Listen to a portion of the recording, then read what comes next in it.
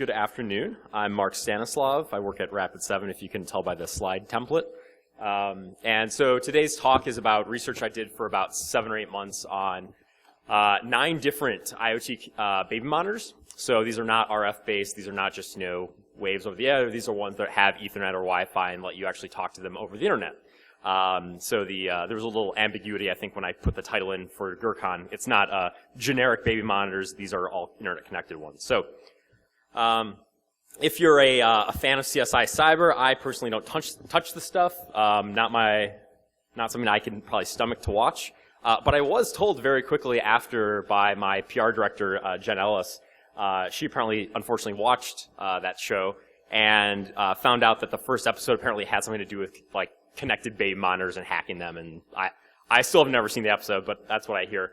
And then Dave Itel, if you follow Dave, the Daily Dave mailing list or anything else like that, you know who Dave is. But he's got some thoughts on junk hacking and what that means and what we're doing in IoT and research right now. But to say the least, CSI Cyber fucked everything up. So, but aside from bad TV shows and angsty people about different research projects, we do have some valuable things to contribute here, right? Which is people buy these things and they're in people's homes and they see you and hear you and when you're having your kid and bring it home for the first day, you probably have a baby monitor. And a lot of these ones on the market now have internet connectivity, whether or not you necessarily wanted it. It's kind of the status quo. The bacon principle of everything's better with bacon, everything's better with Bluetooth and Wi-Fi and Zigbee and Z-Wave and on and on. So, these are real things. The screenshot to the right is actually a message I got from my mother-in-law who was going to purchase literally one of the devices you will see today with the worst vulnerability I found for a baby shower that she was going to. So there's a very practical value here, and the date down there. Every week, 2 weeks, you'll see another story like this somewhere around the world of some jerk on the internet yelling at a kid or yelling at a nanny or whatever.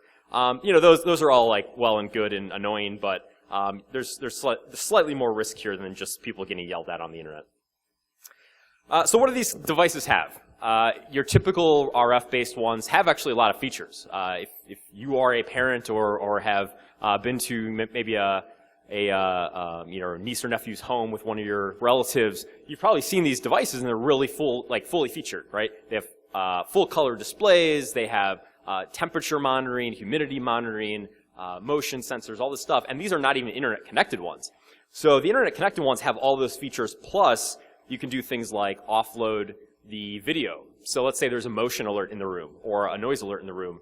It'll actually take a 30-second segment of that, upload it wherever, and then on your smartphone you can look at the clip, see like, oh, did my baby wake up because something happened, or did she just wake up for a second, or can I go back to sleep and not actually get up and check on her physically because I'm lazy.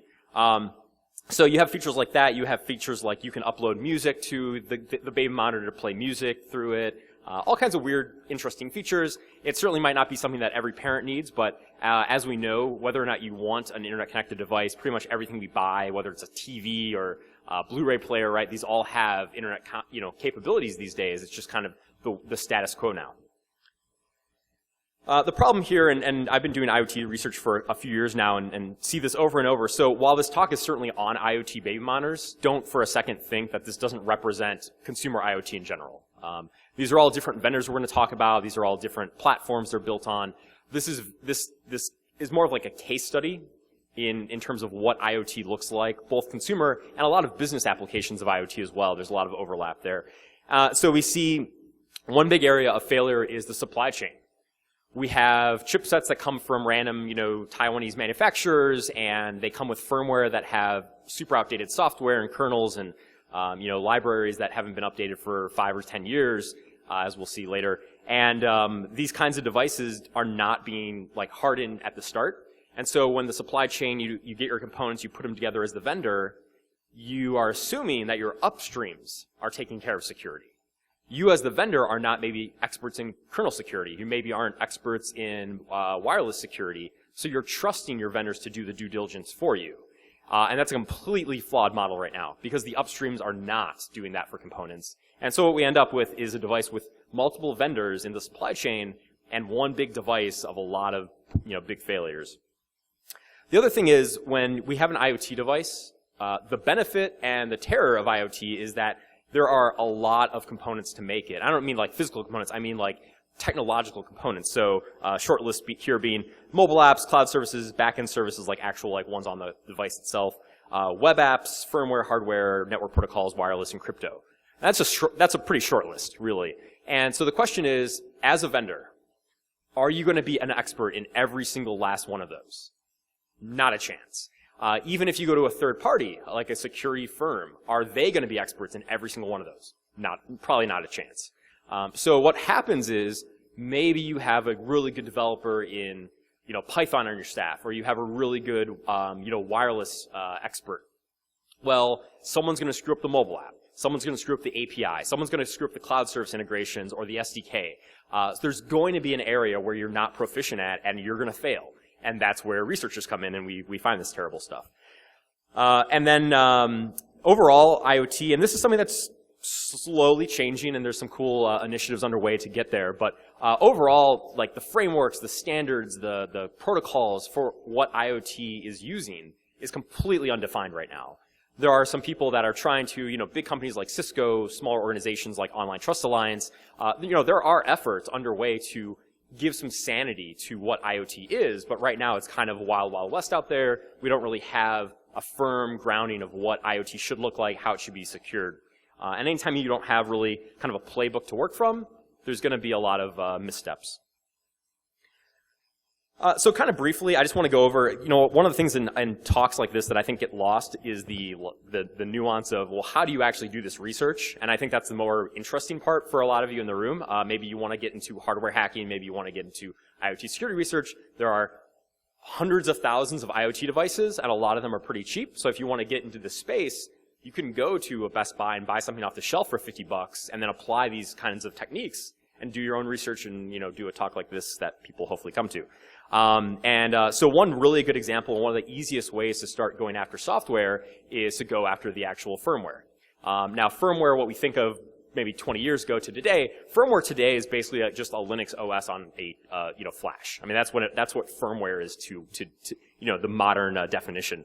And so there are actually these chips, the small outline integrated circuits, so SOIC for short, I guess.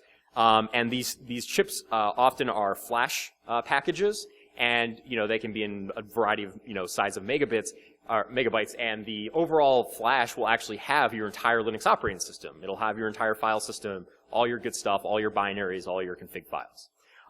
And I've seen other talks where they're like, oh, so all you do is desolder these 8 pins, and you take the chip off and try not to ruin it. You don't have to do any of that. You can get this thing called a Pomona clip, which is just the vendor that makes these clips. They attach directly. You hook it up to a bus pirate or Shikra or something else that can speak SPI. And guess what? You're dumping firmware off in a heartbeat with flash ROM. So this isn't hard. If you can use a screwdriver and open up a case, you can probably hook a clip on and hit flash ROM and a couple parameters, and you've got firmware. Once you have the firmware, a lot of good stuff happens, right? You have all the binaries. You can start reversing it. You have all the config files, all the web apps. You have a lot of good attack surfaces to go from doing that one step. Other means, of course, brute forcing of various ilk. So let's say we get the firmware. There's a shadow file on there with some credentials, assumably for root and some other unprivileged accounts.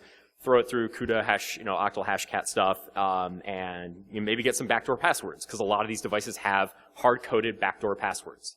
Very common. And then Google, because so many of these things have cloud APIs, guess what? A lot of times you have a random API that you find in reversing a mobile app, or you find an API in a binary. That API host might actually be getting indexed into Google, like some of the screenshot you see up there, where it's actually putting consumer data directly into Google cache. Right? So kind of interesting what you can find if you know what host names you're looking for. And then we have consoles. So UART is pretty much the de facto way you're going to do serial consoles in embedded hardware these days. Wow, that's really fucking hard. And so you can do this a bunch of ways. Anything that speaks, UART, anything that speaks RS-232 type, serial interfaces. JTagulator, which people only use for JTag enumeration, actually has a whole UART enumeration as well, and then you can talk UART over it, which is cool. The cool thing about having this is you have an embedded device that has no VGA port. It has no, USB port for keyboards, right? Embedded hardware. What this effectively gives you is it gives you it gives you a keyboard and a monitor on embedded hardware, effectively. I mean, that's what a serial console basically gives you. So you sometimes get lucky and there's no credentials whatsoever. You just get dropped to a root shell. Other times you have a credential, but then you can go to like U-boot, which is the bootloader you'll see very often. And that bootloader, you can just, hit 1 into the boot args, and guess what? You dropped a single user mode. Now you're root. Now you can change the password and log in and do everything the way you want it to do it. So a lot of cool things you can do once you have serial console access. If you want to get more involved and you don't have, maybe you don't have the luxury of having a manipulate case with the kernel arguments, which does happen. Sometimes they hard code the kernel arguments and don't let you kind of manipulate those. You can use JTAG, and JTAG basically is speaking at the lowest level of hardware communication you'll probably ever get through some sort of interface like this. And what's cool about JTAG, it really doesn't limit you in what you can do. It's a little finicky in how you do it, but it really doesn't limit you in what you can do. So a couple of good examples of what you can do with JTAG. One is, and I've done this before on this device that's not a baby monitor, but useful for this screenshot anyways, is you can dump live memory. So you can hook up GDB, dump live memory, and so all the stuff in memory, maybe it's session keys, maybe it's credentials, maybe it's API endpoints, you can dump all this through JTAG.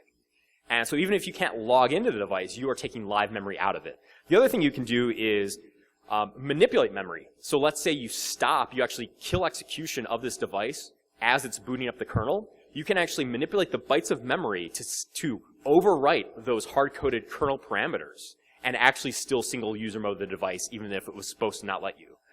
Ton of power, not the easiest thing to work with, but sometimes you can get lucky with what you need to do. Mobile applications are the best thing out there right now for any kind of IoT, kind of like reversing and security, because everyone makes terrible mobile apps. Like everyone just makes terrible mobile apps. Whether it's you hard code the URLs to firmware, which skips that whole like dumping flash thing. You see a bunch of API calls that very often don't do certificate pinning, so you man in the middle of the SSL traffic, or half the time, honestly, it's just clear text traffic already. Decrypt binaries with something like Clutch for iOS. Use Jeb or Dex2Jar and go to town on Android. There's a lot of easy ways, and so many interesting things, some of which we'll talk about, are in those. Basic network analysis, Wireshark, Nmap, no surprise there. Web apps, you've got both the back-end web apps for the actual hardware, and you also have a lot of cloud services. So like the first screenshot is a cross-site scripting on the website that logs you in to the cloud service to talk to the camera, right? So anything you can think about with cross-site scripting, hijacking sessions, screwing with the DOM, whatever you want to do. Sometimes you'll get lucky and steal session cookies and whatever. And the back-end web stuff is pretty obvious. So that's some of the techniques. That's not certainly an exhaustive list, but hopefully if you've been thinking about getting into this kind of space, those are some great techniques to look into, and most of the hardware and software is either cheap or free, so go crazy. So the baby monitors themselves, just to give you a sense, these are 9 different cameras across 8 vendors, and the price points range from $60 or $55 to $260. So a lot of vendors, a lot of price points, different feature sets. I really wanted to have, like I said, a case study. I don't want to just be like, oh, what are like the lowest common denominator cameras on the market? How secure are they? I wanted to see like kind of a range of vendors and price points. So this talk, there's actually a whole white paper. We've done webinars on this research. So there's actually more content than what I'll get to today. What I kind of want to point out today is a broad view of the kinds of things you find when you do IoT security research. So some of these are not bugs. Some of these are just like funny shit that I thought was interesting for a talk. Other things are bugs, and are bugs but not really vulnerabilities, if you want to draw that line. And then there are definitely vulnerabilities that we'll get to. And we kind of ramp up from like funny to like, oh crap, really quickly. So we'll get there. Hang in there if you're getting tired. First one, WeThings, which is a popular brand, WeThings. They have a ton of IoT devices. This camera, which I think was definitely on the higher end of the price points. One really important thing with IoT is they aren't consumer electronics. They don't have human interfaces on the devices natively. So guess what we use? We almost always use a mobile app.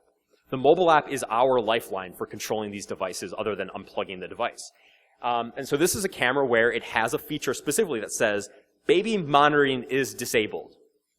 The screen goes blank on your mobile app, it says it's disabled. Well, guess what? If you've man in the middle of the traffic, you found the RTMP stream that's live, that RTMP stream is still live after you disable the camera. It's still streaming video, you can still watch video real time. So if you as a parent or whatever, you're like, hey, whatever's about to happen, choose your own adventure on that one. We're going to turn this camera off for, a half hour. Well, guess what? If someone's on your network, they're still watching the stream with you. You think you've disabled it, you have not. So a good example of a bug, vulnerability, you can, juggle that one yourself. But certainly a bug and something that shouldn't happen, and people trust the mobile app to tell them what's happening. This is an example where that trust failed. This one's a little bit confusing, so I'll try to step through it as best I can. So we've got we did Dextrajar, we have some Java that represents the mobile app for this device. We look through it, we find this method called MD5 root session, which sounds super sexy and fun. So we start looking at it, and we see this method called mchunk. And I'm not a huge Java developer, but I've never heard of mchunk before. I was like, I don't know what this is. Let me look through the code base. And sure enough, there's a method that's defined called mchunk. And so what it does is basically there's this MD5 hash that's going to get created. The first part is an email address for the the company. The next part is like the string, and then there's a parameter string at the very end. So if you look at the top screenshot towards the right side of it, you're going to see like mchunk99, mchunk 60,000, mchunk whatever. So what this is doing, if you look at the second screenshot, is there's this like for loop, and it's going to take that number and do some math and like subtract and subtract and subtract and do this math.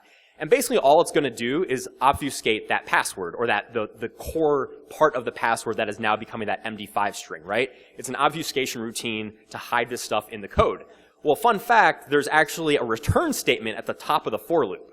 So all the obfuscation stuff you see at the very bottom is not even being hit. So we have this obfuscation routine that's not actually obfuscating anything.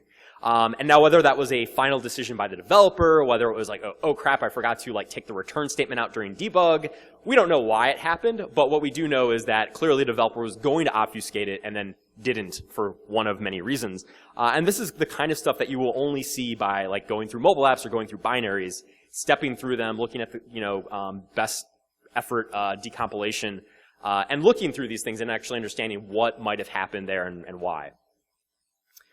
Wi-Fi Baby, the highest priced camera, one of the worst cameras in terms of like usage and quality and everything else. But a couple weird things, and again, not bugs necessarily, but just really things that shouldn't happen. Good example of information disclosure. Every single HTTP endpoint of this camera has authentication, except for a log file. And this camera actually is one camera that actually does UPnP. So it's actually going to expose itself over the internet with a dying DNS address. So this is going to be on the internet. And when we have things like log files, and these log files, guess what, get indexed into Google sometimes, and then we see things like RTMP endpoints, who knows what kind of debug info? Will it dump credentials? Will it dump, internal and external IP addresses? We don't know what's going to happen. And this is a good example where they spend a lot of time protecting the web server, except for the thing that gives a ton of detail and info about the web server that might be useful to an attacker on the outside. Another example, and this is a very common theme that we'll see through other kind of examples. There was an SSL cert on this device. The SSL cert was hard-coded, the private key was hard-coded. This is not something that gets generated when the device boots up. It's not unique. But even though it supports SSL and has SSL, even as it's bad implementation, this device doesn't use SSL. Everything you do with this device is clear text. And this is a 2015 camera. Literally, the model number has 2015 in it. So if we're all like, oh yeah, SSL and TLS, oh yeah, we should be doing like SSL or TLS 1.2 now, and get rid of SSL 3. These cameras do not even talk SSL, let alone like a good version of TLS anymore, right? So we have devices, 2015, $260 baby monitors that don't even encrypt data. This is the state of IoT affairs right now.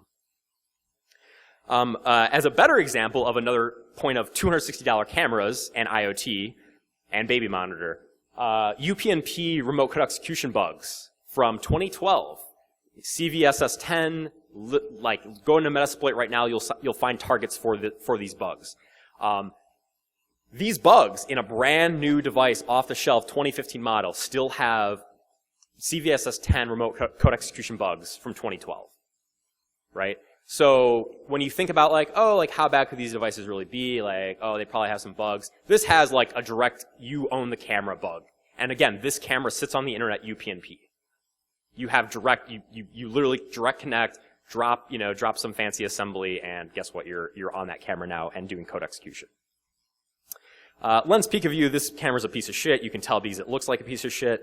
At $60, that's another good indicator. Funny thing that I found, when I was doing packet captures like I do for all these devices, I saw FTP data. I was like, oh, FTP data, that's weird. Like, was it grabbing like firmware or like some random thing they shouldn't be doing anyways over FTP?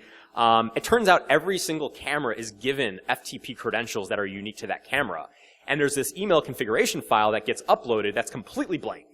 And I didn't even see a way to add data to this, like through the user interface, right, to actually use. So you basically have free cloud storage, right? You have an FTP server owned with your own credentials on this camera, and you can just upload stuff as you want. So if you want to, run a where server or whatever you need to do, plenty of free storage. Backdoor credentials, we'll see this as a common theme. I don't talk about every credential we found, but some examples. Web app config. Good news is the admin default login, you can actually change that one. Bad news is you cannot change the user or guest login. And of course the user login lets you view the camera. It's all over clear text anyways, so you can steal credentials even if you didn't know them before if you're packet sniffing. Kind of all hope is lost. There was a default admin password. In this example, the admin password is actually a root password because of the file system configuration. Again, hard-coded root password, 6 characters, alphanumeric, no big deal to crack. Again, we'll see more of that kind of thing. Gioni, this is just a great example of how badly we're not encrypting. So these are 4 different screenshots for 4 different interfaces of this one camera. We have 2 cloud providers and 2 local web application servers. None of them are encrypted. All of it's clear text, all the registration for your account, all the credentials, everything is clear text over the wire, whether it's internet facing or local LAN. So if you were kind of on the fence on whether or not stuff's encrypted, it's not. TrendNet, so TrendNet had a couple of things. This one's actually still redacted because as far as I'm aware, they haven't fixed this and we kind of gave them a push on this one. But TrendNet actually had a cross-site scripting vulnerability in the authentication area for this actual camera where you can log in and actually view the camera on a web service versus like a mobile app. Aside from the fact it's all clear text to begin with, you have cross-site scripting, you can, click jack, you can, take your DOM-based attack and go wild. So not a great thing to see, really good phishing campaign opportunity, right? Good news is this camera used to have Telnet enabled by default, does not have Telnet enabled by default. The problem is it still has Telnet. And one of the things that when I talk to vendors, whether it's like as research or I work with IoT vendors like professionally for work as well, and I'm like, hey, if you don't need that binary, if you don't need that service, you should get it off the file system, right? Because if I can find a script or a bug or code execution or something, I can go from having like some weird PHP, like localized PHP thing sandboxed and be like, oh, guess what? Like telnet d ampersand, and now I'm running telnet again. So you should try to restrict it. It's not going to solve all your problems, but you shouldn't make it easier on the attacker than it already is, which is pretty easy. Still, the interesting thing is they disabled telnet, but they still left a username root password admin, right, on the camera. So you can do this via UART if you want to do physical access type stuff, which is boring in my opinion. But the more important part is, again, if you can enable telnet, you now have hard-coded default credentials to log in as root on telnet. So it kind of cascades the vulnerabilities and concerns. iBaby M3S, this is one of 2 iBaby cameras we'll talk about. So we see very quickly through just an Nmap scan, port 23 is open. We're like, okay, cool, telnet, and you don't even need to try to dump the firmware. If you're going to guess passwords right, you're going to do like root admin 123, right? So during this research, of course, I did that, and I log in as admin on telnet, and I'm effectively, again, root on this device because there's only one account called admin. There's no root account. But once I get on there, I start looking around, and the first thing I see is I look at the Etsy password file. Not Etsy shadow, Etsy password. One indicator that something's about to go wrong. Indicator number 2 that something's about to go wrong is if you look at the actual hash at the bottom there after the admin colon, that's the actual hash. That is very clearly based on the size and there's no like leading salt or anything. It's very clearly descrypt. Descrypt has been like gone or should have been gone for like 15 years now at the very least. So 2 really quick indicators: Telnet enabled, well, Etsy password, and then Descrypt. So if you look a little closer, you've got U-boot from 2005, OpenSSL from 2007, which is so old it's not even affected by Heartbleed. So that's kind of actually a benefit of security. It has a Linux kernel from 2007, which God only knows how many local root exploits there are. Yeah, just pick a number that above like 100 and you'll probably be correct. BusyBox from 2008, and of course using Telnet and Unix crypt. Again, this is the most current software for one of the most popular baby monitors on, being sold today. And it's running software from 2005. And it costs $200. So, one of the questions that I was asked a lot during press things about this stuff and some other talks was, oh, did you see a relationship between cost and security? The answer is absolutely not. The highest end camera and the lowest end camera, they all sucked, as you will come to find out sooner than later. Encryption, this was the only camera, I believe, that did that for all video audio transmission. And there are different ways. You can have live video, you can have video at rest, like recorded clips, right? So this was the only device that actually encrypted all the video and audio over the wire. 2 things. One is it used XXT, which unless you've done Xbox hacking back in the day, you probably have no idea what XXT is as a cipher. This is not something that you've probably dealt with or heard of. Maybe you're a crypto expert, maybe you have, but most people haven't. So kind of a weird choice, not necessarily the worst thing in the world to use, but also not a great choice. At the very top, and this is another good example where going through the mobile app and looking at code and trying to understand binaries is good. We see that there's a backup function on this camera, and then when we look through some of the methods, it calls this, just kind of stock AES-256 encryption thing, which is, okay, cool, you're using AES-256, good for you. But it hard codes the passphrase for the AE-256, or AES-256.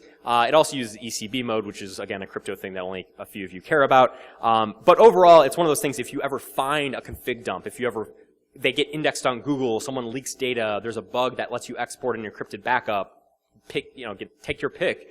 This one passphrase will unlock all the credentials, all the config details, everything. All right, this is where we start ramping up some of the really, really bad stuff. Drink a beer. So, iBaby M6. Again, iBaby. A couple another few examples of terrible no crypto. So they have this web interface, which we'll talk about more in a second. No crypto for login, whatever else for administration. All the API calls for the mobile app, completely unencrypted, and also running Telnet with default credentials. So are you getting a recurring theme yet on some of this stuff?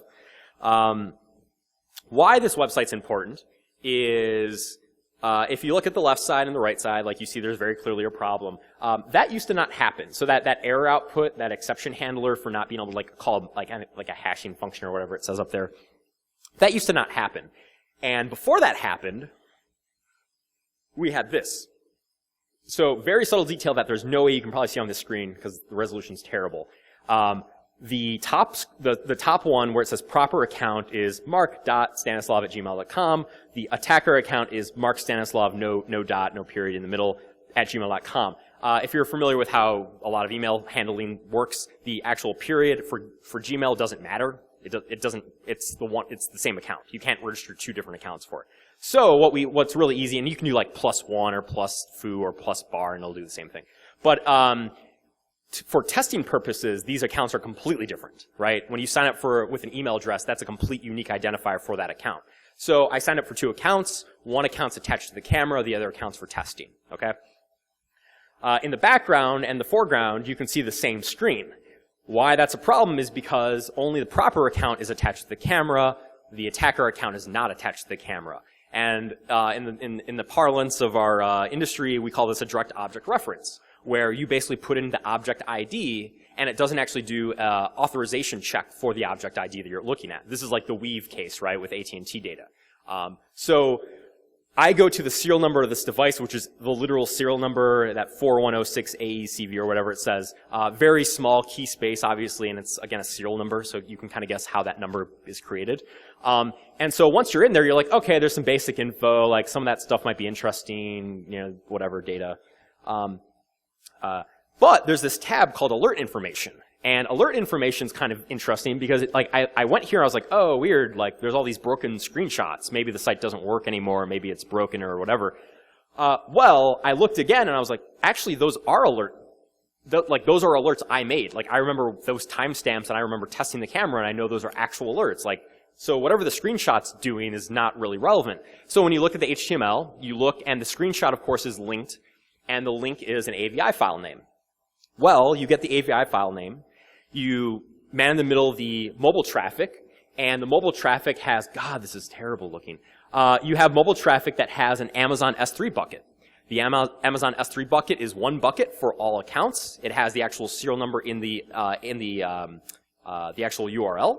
So you change the serial number, you go to the web page, you change the serial number, you enumerate every single video for every single camera, you append it to this bucket with the serial number in place for the right one, and you can literally steal every single alert video from every camera ever created. So every time there's a motion in the room, every time there's a sound in the room, and it records a 30-second default clip that you may or may not look at, you may or may not ever delete, they might just happen, you never know they actually are even happening. This data is all for the taking with one direct object reference vulnerability. So, as you can imagine, that's kind of a big deal because while maybe you like snoop on a camera and maybe someone's in the room or maybe someone's talking, these video clips are literally guaranteeing you for some sort of activity, right? They can only be recorded because of a loud noise or because of motion. So you're pretty much guaranteed as an attacker to get like a treasure trove of people's personal lives. Kind of a big deal. Also, none of these URLs are signed with S3 buckets can be signed and should be signed. None of the data it's actually downloading through your mobile apps even encrypted. Like there's no HTTPS being used at all, and the video clips are not encrypted when they're uploaded. So as soon as you know the URL, you can go to the URL, no authentication, no signature, no token, just hit the URL, download the video clip, clear text, done. And again, every single customer. And this camera is the #1 selling IoT camera on Amazon. Fun fact. A couple other weird things, again, fun things for different strokes, different folks. The one being there's a hidden wiki for this service for some reason, with a password that I'm sure is super just awesome and secure and could never be phished. And then there's an entire admin backend for this service. So again, go to haveibeenpwned.com, right, and hopefully maybe get an employee's password. These are not things that should be exposed to the public internet, right? Like these should be somewhere on your like controlled internal network. This should not be an interface I can just hit on the website and brute force or again steal credentials and log into. So this example, this camera, we've got stealing all data from every camera that's ever been recorded. We move along to the Philips Insight camera, which I should say Philips was an amazing company to work with for disclosure. We don't get to say that a lot in the security industry, so a lot of props to them and the team. Fun fact, again, I did research in 2013 on a camera called the Eyes-On. I might have gave that talk here a few years back. And so the Eyes-On, like I did a bunch of research and found all this bad shit and whatever. So when I started looking at this Insight camera, guess what? The firmware is the same firmware, the hardware is the same hardware. It's basically white labeled guts in a different shell. So I was like, oh, cool, like maybe the stuff I reported got fixed upstream and now all these, vendors using this stuff will also have these fixes downstream. That's the hope, right? Well, that didn't happen. So like I found out in 2013, this camera has no SSL on the web services. There, I think, are 3 hard-coded Unix accounts by default just because of the vendor of the firmware. Like it's their stock firmware hard-coded credentials. The entire firmware upgrade process is insecure. It's like very adorable that there's an MD5 sum because some people might go like, oh, there's an MD5 sum. You're going to check the integrity and make sure no one like maliciously edited the firmware. Well, they're both coming over clear text. So I can manipulate your MD5 sum the same way I can manipulate your firmware, and guess what? They'll still match up correctly. And then we have Telnet enabled by default. That was a recent change they disabled, luckily, so that's good news. When I bought the camera, it wasn't that way. After a while, they updated and disabled it. So where this gets more interesting, and again, a common theme we'll see on a lot of IoT devices today, default root password of B120 root. The model number of this camera is B120. Their username is root. B120 root is the password.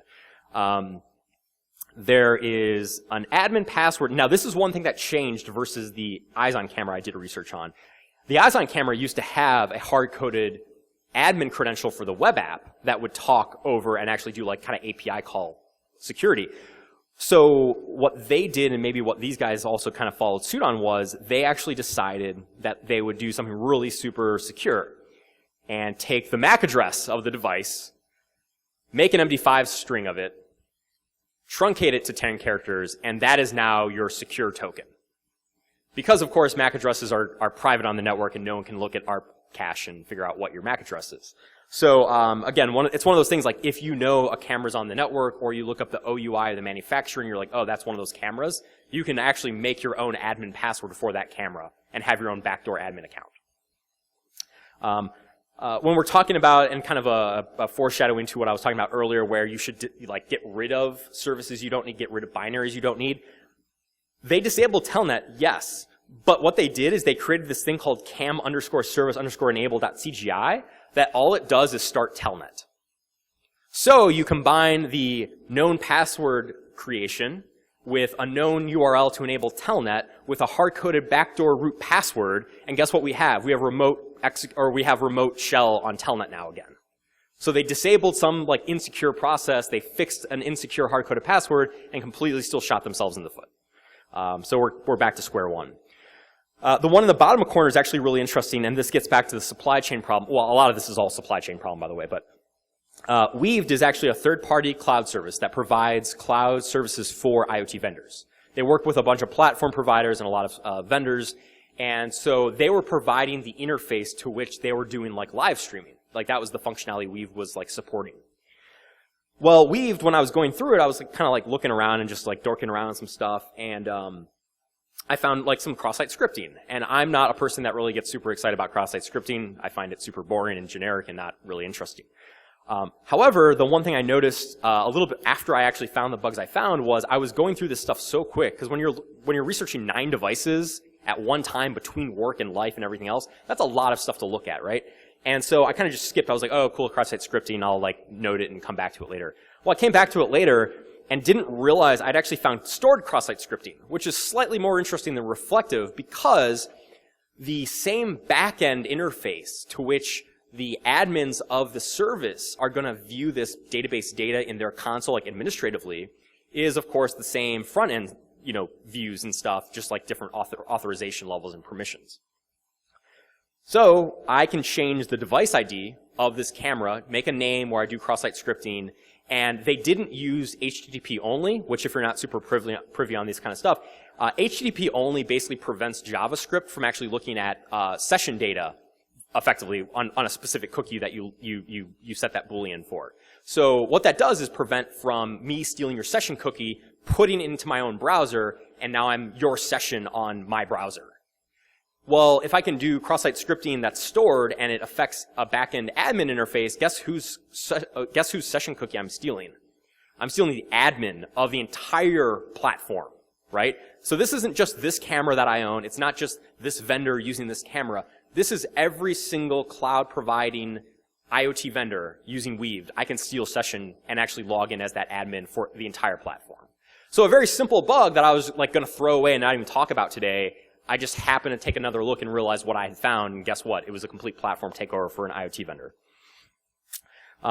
Where this gets bad for Philips specifically, not Weaved, is there's a lot of different models of connectivity right now with IoT, and this is a very common one where you basically have a reverse proxy.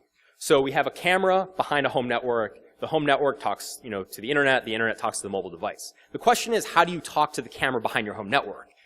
You can do port forwarding, not so common anymore. You can do UPnP, getting less common. You can do reverse proxies like this. So what happens is there's an agent that talks on the camera out to a cloud service on the internet. It actually takes your web interface on this camera's back end and puts it on a public host name and a public port on the internet. So this camera behind your home network is no longer behind your home network. It's on the internet publicly facing. Where this falls apart is there's a lot of ways to do this okay. Like you can do, not great ways, but there are ways to do it, like IP whitelisting. Who was the source of this original transaction? A token, where you authenticate every transaction and make sure there's a valid token. Granted, this is all clear text, so there's a whole another set of problems here. But what happens is this proxy is the entire backend web interface, and there's a bug in how they deployed this where there is no authentication. If you can find this camera's port and host name on the internet, which is enumerable, of course, you can literally talk to the entire backend camera without credentials, without authentication, without a token, without an IP address source, anything. If you find the camera, you're talking directly to the backend web interface, which, if you forgot already, we have a known CGI script that we can hit enter on, or throw in our browser, hit enter, and we enable telnet remotely over the internet, which my friends at Rapid7 were so kind to test for me. This is a problem because there are a finite number of host names they use for these proxy addresses, and there's a finite number of port numbers. And as you probably know, scanning the internet is very, very fast. So you can literally just scan these ports over and over and over for all these host names, wait until you get a 200 response, and you have a live camera on the internet that you can pull up in VLC immediately with a URL that is not authenticated, and start live streaming that camera, or enable telnet, or have a remote code execution bug and actually throw malware on there. Take your pick of bad scenario, but we have a camera on the internet without any authentication. That's kind of the TLDR on that. You can also do fun things. So as you probably hopefully saw with Chris Valasek and Charlie Miller's Jeep research, they had put their tracksuit photo on the display on that. And I'm personally of the thought and mindset that instead of like calc.exe for like a Windows application like POC, we should use Charlie and Chris in tracksuits as visualization POCs. So you can take over the stream that people are seeing on their mobile device. And we saw these bad TV shows like, oh, wouldn't it be funny if you could like take 5 seconds of video and loop it so you can break in and then like steal stuff and leave and then it goes back to live video. Like we've seen that plot a million times. You can totally do that in IoT. This is a real life thing. I can put Charlie and Chris on a video stream forever if you want. There's a lot of cool things you can do when you have control over a camera, right? And so we went from recorded videos, full access to all recorded videos, to kind of opportunistic binary execution and video streaming and all kinds of weird stuff. The Summer Infant, very popular camera, very popular brand for babies. I don't have time for this right now, unfortunately, but Amir over at Optiv did some really awesome research on this as well that we're not going to talk about things that he found last year, but new stuff I found this year. One of which is a very subtle detail, right, which is how do you do password security the right way, and how do you do password resets and create accounts? Well, this is not the way to do it. I think you'll be able to find out. So by default, when you create an account, or they create an account for you, I should say, it uses your last name truncated to 8 characters and then a group ID, which is kind of the serial number integer for your account. So let's happenstance say that someone in your family bought one of these cameras or someone you know bought one of these cameras. Well, you know their last name. We have an integer to start with. You go before it, you go after it, and you're probably going to find their default password to the account. Because let's face it, how many people are going to change a default password, let alone one that looks secure? Like on the surface, like someone would see that, like your family, my parents would see that password and be like, that's a great password. It's got a capital letter, it's long, it's got numbers. I'm not going to change it. I'm just going to use it. No big deal. So you can enumerate and actually log in with credentials because guess what? People aren't going to change them. So this screenshot is the most unexciting screenshot you will ever see, certainly today, but it's kind of important. And the reason why it's important in the text you can't see down there is that on the first screen there's this backend web interface for this camera, right? You log in, you can administrate things, and you can actually give privilege to people. You can actually say, hey, user at email address whatever.com, I want to give you permission to watch my baby because you're my brother, you're my sister-in-law. Check out your niece or nephew, whatever, from your own phone. So you give them account access, and you let them see the camera and use it. Cool, sounds good.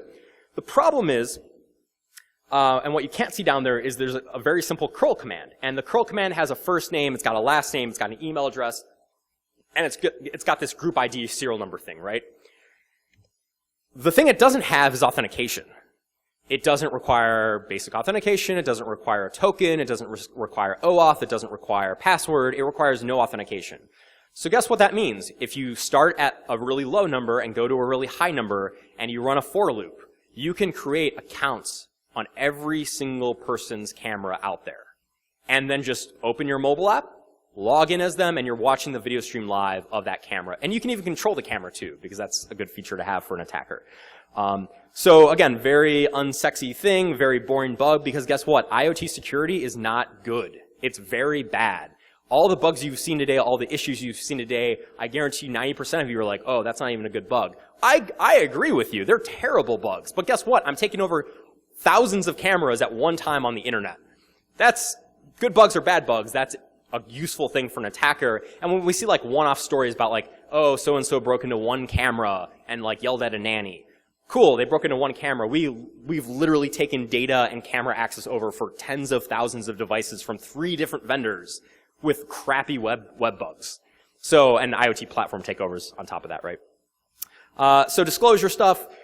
July 4th is kind of a weird date because we had to fit it in for a talk that I was giving. So we dropped the July 4th USA disclosure date on everyone. We work with CERT for every bug that we pass along, and we always do a 60-day disclosure window for all of the vendors that we talk to. So we try to give people a good time to get back to us and work with us and fix bugs and kind of all the good, feel-good, like full disclosure stuff not being in there. We do coordinated disclosure with all these vendors. And so kind of a checklist, and this is kind of a quick wrap-up just to kind of give a visualization of where we're at. So again, we didn't talk about every bug we found. We didn't talk about every issue that we saw, but kind of the high-level view, right? If it has an X, that's bad. And there's a lot of X's up there, right? So things like local APIs or cloud APIs using actual SSL TLS, not having remote shells like Telnet and SSH, not having hidden accounts, which you see every single camera had at least one hidden account that you as a consumer doesn't know is there. Every single camera. Known vulnerabilities, we're not even talking about like boring vulnerabilities. We're talking about like vulnerabilities that actually do bad things. UART access, every single one had UART serial console, and then encryption, again, one of the 9 actually had all of it encrypted. So I made up like this really weird scoring rubric that tries to do apples to apples badness and tries to give you a sense of how good or bad these cameras are. So you take away points for all these things. All the cameras start with the same amount of points. You take away points for bad things. And that's where we get left. We get left with every camera but one got an F. If we take that point scale and associate with like a grade scale like we're used to. The one that got a D like it just got past an F, right? Like it was almost an accident, I think, on their part. But overall, I think the takeaway, if you couldn't tell from the rest of this talk, IoT security is terrible. Consumer security for IoT is terrible. It doesn't matter if you spend $55 or $260. It's terrible. And again, these are baby monitors. They're completely made to invade your privacy, and they have terrible security. And whether or not you think it's a baby monitor or a smart TV or router, we see these common themes all the time. There's a lot of research yet to be done, and a lot of products every day coming to the market, and no one's looking at. So overall, like, yeah, there are some bugs. There are some things that would bother me. I'm actually expecting a kid, and I can tell you I won't be using any of these cameras, even though I have an entire drawer full of free devices. I won't be using any of them. So that kind of gives you an indicator of how I feel about overall security. Most of these things have bugs that I didn't even take time to care about. Like, we hear about like, CSRF, right? Okay. Every single one of these cameras, in some way, shape, or form, has a CSRF bug. I'm not even going to go through and write up all the CVEs because I would go like gray before that happened. There are so many bugs that it's not even worth getting into. It's worth getting into critical bugs, I think, but there are so many issues with these pieces of software for a variety of reasons. But just know that if you want to get into the space, you are going to find bugs. If you want to get into offensive security research, you will find bugs in IoT devices. So if you want like that first like rah-rah, like I totally hacked something, go get an IoT device. You will be an awesome hacker tomorrow. Overall, everything's terrible. Line 2, everything's terrible. Line 3 is people are unaware everything's terrible. Line 4 is realistically, like, Philips has a good security program. A lot of this stuff, again, is supply chain problems. This is going to be a recurring thing you hear in the news if you don't already about IoT. Most things are a supply chain problem. There are some good initiatives. So Zach Lanier, who's over there, and I started Build Securely a couple years ago to work with IoT vendors to actually make IoT suck less. We've done pretty good in some ways. Done a lot of knowledge transfer, have a lot of cool partners in IoT, and making some waves there, which is good. OWASP, which a lot of you are probably familiar with. OWASP has more than just the web top 10 if you weren't aware. They have a lot of other top 10 lists and other research that they do and guidance, one of which is an IoT top 10. The Online Trust Alliance is currently in the second round of drafting an IoT trust framework, which effectively gives you both information security and privacy controls that you should aspire to have. So if you're an IoT vendor, it's kind of a good like scoring rubric in its own right to say, oh, I do provide retention of data policies. I do encrypt data. I do X, Y, and Z. So it's at least a starting point for vendors to actually know what they should be doing, because as we've seen today, there's not really a good sense of what people should be doing that would make it secure. And then Google has some projects that have come out recently. Brillo is basically a hardened, stripped down Android version that is made for IoT devices, and they're starting to use it in their own products, like the OnHub that just came out a while ago, and maybe the Nest Cam as well, I'm not sure. And then there's also Weave, which is a secure communication protocol between devices. So one of the biggest problems we have, getting back to supply chain, is we have bad firmware. And a lot of bad firmware could be resolved if we had a good provider of firmware. Google's trying to solve that problem for a lot of people. Give good firmware that has basic hardening done, and now we don't have all these bugs I talked about for a lot of the cases. And I don't know where Nick got this shirt. This is Nick Prococo, if you don't know Nick. Go to ThoughtCon coming up. But Nick got this crazy shirt and made him take a picture for this talk. But basically, like, yeah, I mean, whether it's screaming at babies or blowing up like ovens or whatever the crazy IoT scenario you want to talk about today is, there's a lot of research. Like I said, go buy stuff, go break stuff. You'll have a lot of fun, learn a lot of techniques, and do some cool stuff. But I would hope, at least those of you that give a shit, that you would say like, oh yeah, protecting like families' privacy and babies and stuff is cool. Like I was pretty happy to do this research. I think there's a lot of benefit to, to consumers that don't know otherwise and can't protect themselves. So there's a lot of there's a lot of problems, and there's a lot of areas that you can help. So, go try to make a difference in that regard. I think I'm a couple minutes over time. Any like 1 or 2 quick questions that I can answer? Yeah.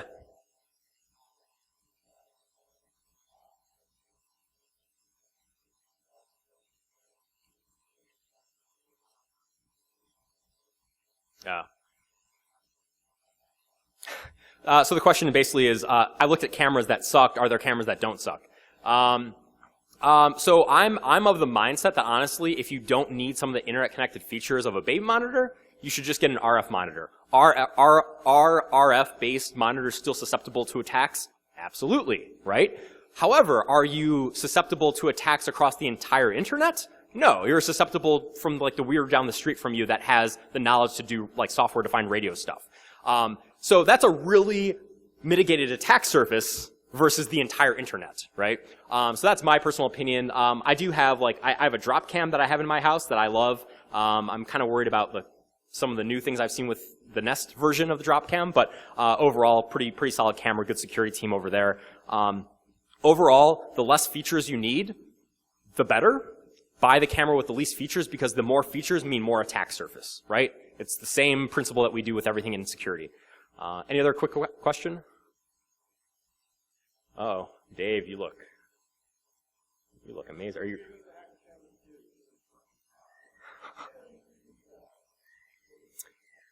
I think that was my last question. Thanks, Dave. So thank you very much for coming. I hope you have a great time at GrrCON.